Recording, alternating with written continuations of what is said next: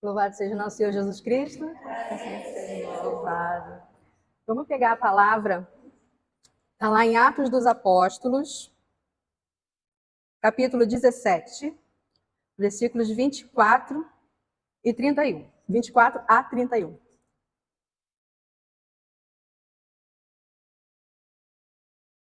O Deus que fez o mundo e tudo que nele há é o Senhor do céu e da terra, e não habita em templos feitos por mãos humanas, nem é servido por mãos de homens, como se necessitasse de alguma coisa, porque é Ele quem dá a todos a vida, a respiração e todas as coisas.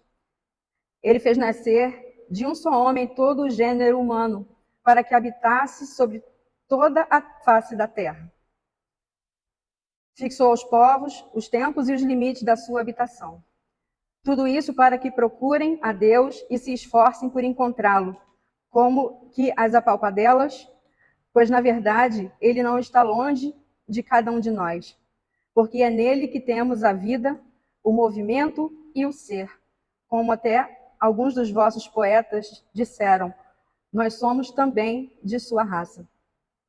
Se, pois, somos da raça de Deus, não devemos pensar que a divindade é semelhante ao ouro, à prata ou à pedra lavrada, por arte e gênio dos homens.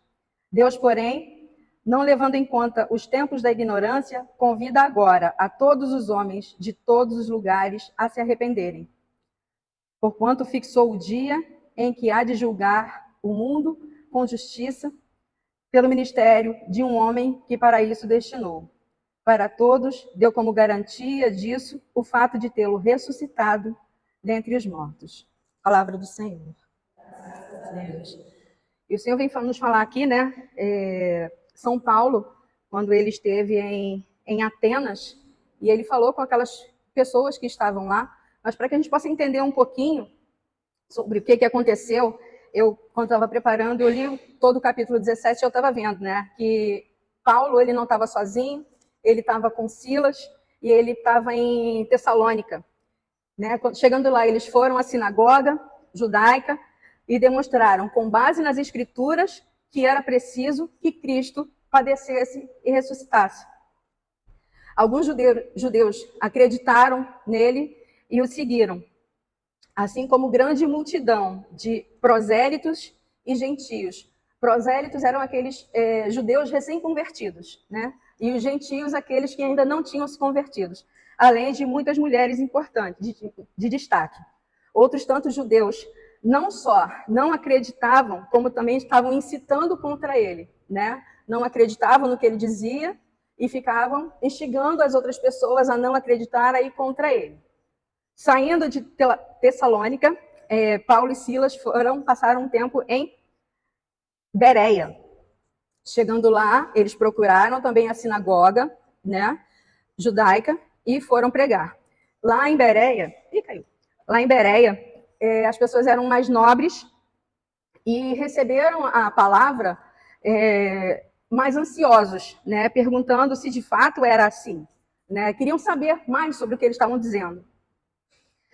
Ao saberem que Paulo e Silas estavam lá pregando a palavra, aqueles judeus lá de Tessalônica foram para Bereia para poder incitar o povo contra eles também.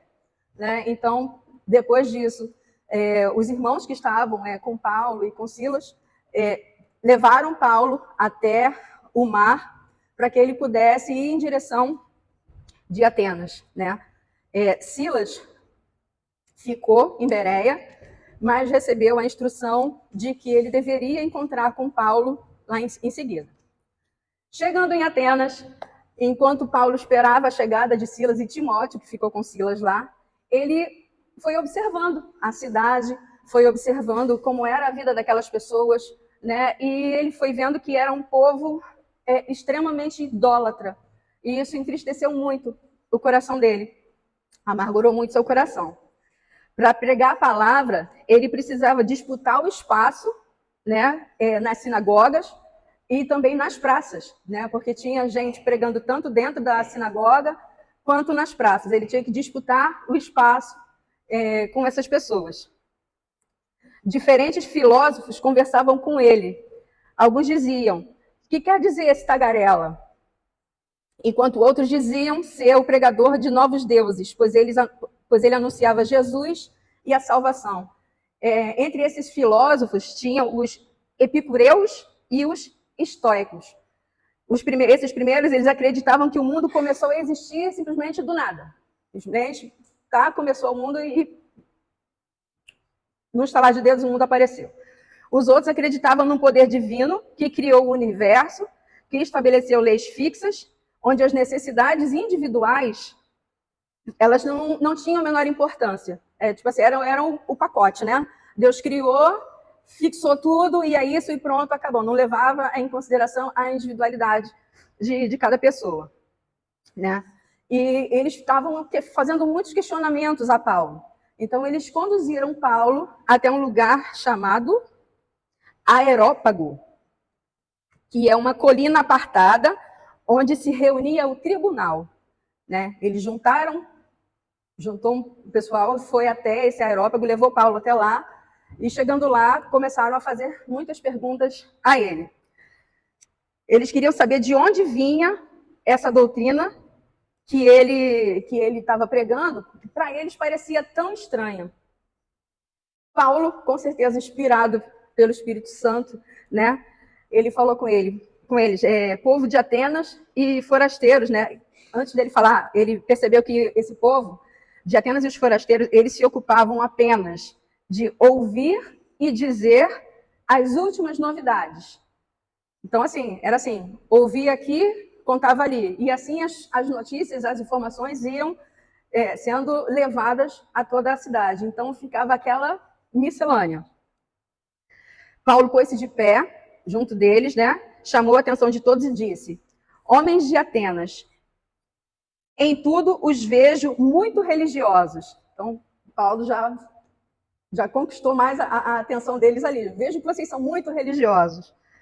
Percorrendo a cidade e considerando os monumentos do vosso culto, encontrei também um altar com a inscrição a um Deus desconhecido. O que adorais sem conhecer, eu vou-lo anuncio.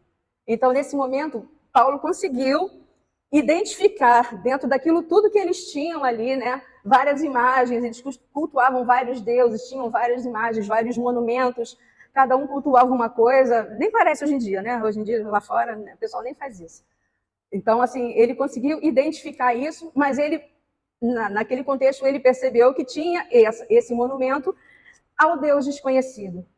E era justamente esse Deus desconhecido que ele queria levar para essas pessoas. Então, ele já conseguiu ali naquele momento uma atenção maior para que ele pudesse pregar. Após andar pela cidade e conversar com muitas pessoas, Paulo, em seu discurso, mostrou vários aspectos onde Deus diferia dos ídolos. Ele, naquele momento, era o momento que ele tinha, inspirado pelo Espírito Santo, de levar para aquelas pessoas o que era tão diferente entre o que eles pregavam, aqueles deuses todos que eles pregavam, e o nosso Deus único. Né? E ele aproveitou aquele momento para falar. Então, vamos lá no versículo 24. Muito embaixo esse negócio. Vou ler o 24 e o 25. O Deus que fez o mundo e tudo o que nele há é o Senhor do céu e da terra, e não habita em templos feitos por mãos humanas. Nem é servido por mãos de homens, como se necessitasse de alguma coisa, porque é Ele quem dá a todos a vida, a respiração e todas as coisas. O que ele quis dizer para eles nesse momento? Que Deus criou todas as coisas no céu e na terra. Né? As coisas não surgiram do nada. Foi a vontade do Senhor, do nosso único Deus, que foi feita. Ele não pode ser confinado em uma estátua ou em um edifício, um templo, feito pelo homem. Não adianta nada cultuar aquela estátua ou cultuar aquele edifício, porque Deus não está ali. Deus, ele está em todo lugar. Aonde quer que nós formos, Deus ali está. No 26. Ele fez nascer de um só homem todo o gênero humano para que habitasse sobre toda a face da terra. Fixou aos povos os tempos e os limites da sua habitação. O que ele quis dizer com isso? Que Deus, ele é o criador de todos os homens e todos os homens são irmãos. Ele decide onde e quando os homens irão viver, né? Deus criou a cada um de nós com um cuidado único e nos fez irmãos. E nós somos filhos desse Deus e amados por ele. E do 27 ao 29. Tudo isso para que procurem a Deus e se esforcem por encontrá-lo, como que as apalpadelas, pois, na verdade, ele não está longe de cada um de nós, porque é nele que temos a vida, o movimento e o ser, como até alguns de vossos poetas disseram. Nós somos também de sua raça. Se, pois, somos da raça de Deus, não devemos pensar que a divindade é semelhante a ouro, a prata ou a pedra lavrada, por arte e gênio dos homens. Ele quis dizer com isso que ele não é uma imagem de pedra ou de metal. Ele é nosso Pai e somos literalmente seus filhos. E assim como nós devemos colocar a nossa confiança apenas no Senhor, não colocar a nossa confiança, não depositar a nossa esperança nas coisas, nas pessoas, nas situações, a nossa esperança deve ser depositada apenas em Deus. E essa mudança, a gente só vai ter coragem de entregar a nossa vida dessa forma ao Senhor se a gente realmente desejar de coração. E a gente pedir essa presença viva do Espírito Santo. É o Espírito Santo que vai nos moldando, que vai transformando o nosso coração para que a gente possa ter coragem de entregar a Deus o que pertence a Ele, que é a nossa vida por inteiro, né? Porque o que nós somos, o que nós temos, não pertence a nós. Foi Deus que nos criou, Ele tem um plano para a nossa vida, né? E cabe a nós cumprir o seu desejo na vida de cada um de nós. Lá no 30. Deus, porém, não levando em conta os tempos da ignorância, convida agora a todos os homens de todos os lugares a se arrependerem.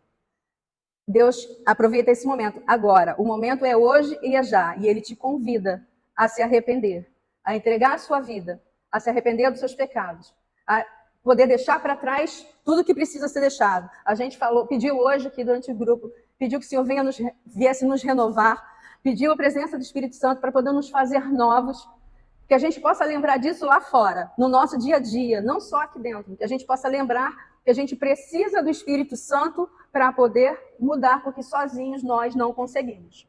E lá no 31, cadê o 31? Aqui.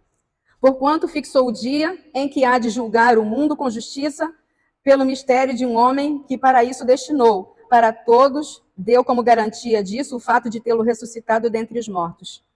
A garantia que o Senhor nos dá, de que Ele prepara para nós um lugar especial, foi justamente Ele ter entregue a vida de seu único Filho, Jesus Cristo, por amor a cada um de nós. Esse mesmo Jesus que morreu na cruz e ressuscitou e que está vivo, que está aqui presente entre nós, é a garantia de que o Senhor preparou para cada um de nós um lugar junto a Ele no céu. Só que agora cabe a cada um de nós. A parte maior Deus já fez. Agora cabe fazer o nosso 1%, que parece pouco, mas que para a gente é muito. Né? Que a gente possa procurar ver o nosso proceder, ver o que precisa ser mudado, ver o que precisa ser entregue e permitir que o Espírito Santo haja na nossa vida de forma efetiva. Amém?